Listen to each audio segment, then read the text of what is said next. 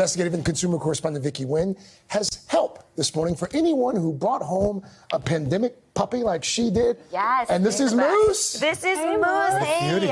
Good morning, everyone. Yeah, the nationwide pet adoption rate actually climbed 6% last year. In fact, it was tough for a lot of families to even find a dog to rescue. That's what happened to us. So, like a lot of families, we turned to a local breeder who had a very long waiting list.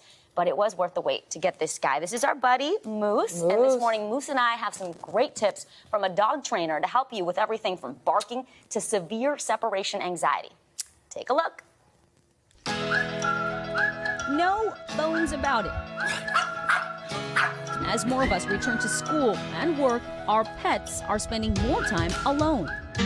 An especially rough transition for those adopted during the pandemic. He's bust through cages, he's eaten comforters, he drools profusely to the point that it looks like someone took a hose in the house. Dee and Eddie Skrinsky added Knuckles to their family a year ago when he was just 6 weeks old. They're among the 23 million American households to adopt a pet during COVID. The boxer now suffers from severe separation anxiety. I'm back to work 2 days a week, so now I'm hoping that Mike is going to be my savior here and help us to get to that point where he can be left alone or left in his cage. Meet Mike Constantaris, an in-home dog trainer with Barkbusters. He says calls for help with pandemic pups are through the roof. All the dogs have known for their short lives are people being around them all the time. And now that they're starting to get back to somewhat of a normal life, the dogs are really starting to freak out, and it's a major problem. In an extreme case of anxiety, a dog ended up on the roof in Connecticut when his owner went back to the office. He has no more claws because he had tried to claw his way out of his crate, which he did, and broke the crate. Mike says practice healthy separation before returning to work. Use crate training and ignore attention-seeking behaviors a few minutes at a time. That teaches your dog they're safe and you're the boss. If you continue to reach down and pet the dogs when they're jumping on you or whining or barking at you, you're telling the dog that they're above you in the family, and that's really the foundation of this separation problem. What percentage of the time are you training the person versus the dog? 99. While Mike says it's actually easier to teach older dogs, new pups can pick up good habits early. We tried it out with the newest member of my family, Moose.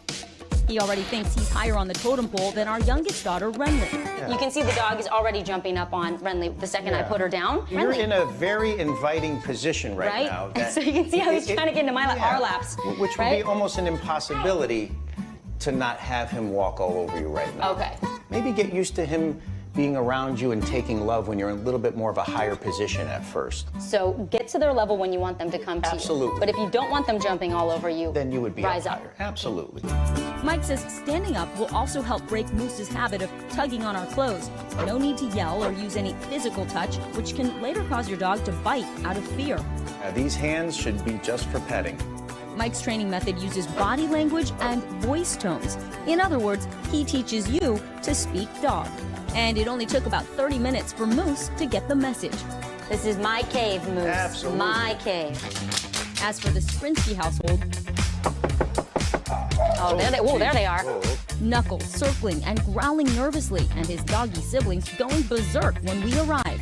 So letting them know you're the protectors, they're safe and secure, will help them be a lot more relaxed when you're not here.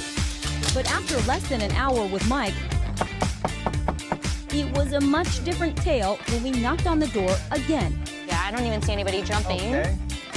I heard one bark, that's it. We just came back, and I feel like these are different dogs. They are different dogs. That's incredible. I hope it continues.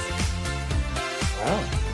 Yeah, and Mike actually says the good behavior will continue as long as the Skrinskys do their homework, practice what they've learned, and remain consistent.